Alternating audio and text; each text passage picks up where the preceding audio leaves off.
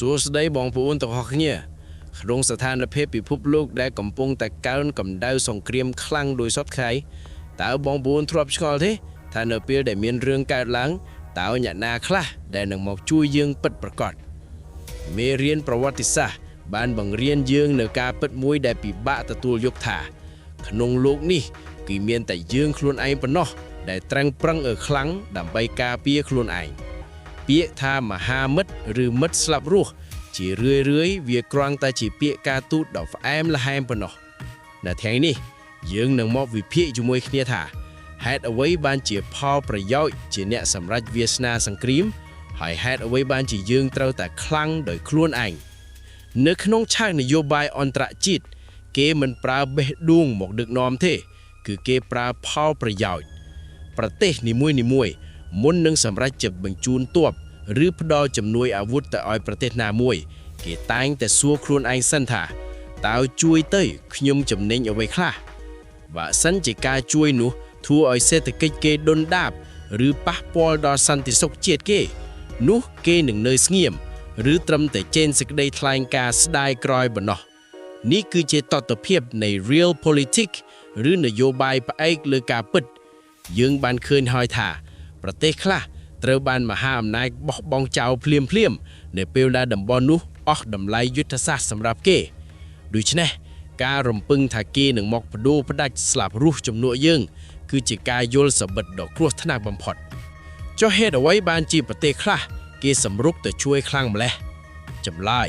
គឺដោយសារប្រទេសនោះមានអ្វីមួយយ៉ាងដែលគេចង់បានអាចជាធនធានធម្មជាតិដ៏មានតម្លៃអាចជាទីតាំងភូមិសាស្ត្រដែលជាច្រកសេដ្ឋកិច្ចឬក៏អាចជាខែលការពារឲ្យមហាអំណាចនោះផ្ទាល់មានន័យថាក្នុងគ្រាអាសន្នបើបងប្អូនចង់ឲ្យគេមកជួយបងប្អូនត្រូវតែមានតម្លៃបើបងប្អូនខ្លាំងបើបងប្អូនមានប្រយោជន៍ចំពោះគេនឹងរត់មកជួយបងប្អូនដើម្បីរក្សាផលប្រយោជន៍គេខ្លួនឯងប៉ុន្តែបើបងប្អូនទន់ជ្រាយហើយគ្មានអ្វីផ្ដាល់ឲ្យគេទេពិភពលោកនឹងមើលរំលងការឈឺចាប់របស់បងប្អូនដោយមិនដឹងខ្លួនដូច្នេះតើផ្លូវចេញគឺជាអ្វីគឺមានតែការប្រឹងប្រែងឲ្យខ្លាំងដោយខ្លួនឯង1ខ្លាំងផ្នែកការពារជាតិយើងត្រូវមានបច្ចេកវិទ្យានិងអាវុធដែលជាកម្មសិទ្ធិផ្ទាល់ខ្លួនមិនមែនចាំតែពឹងដង្ហើមគេដកនោះទេ2ខ្លាំងផ្នែកសេដ្ឋកិច្ច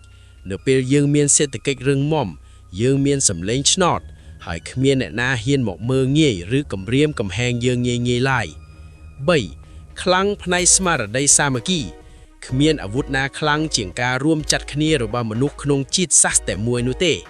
ប្រទេសដែលរឹងមាំពីខាងក្នុង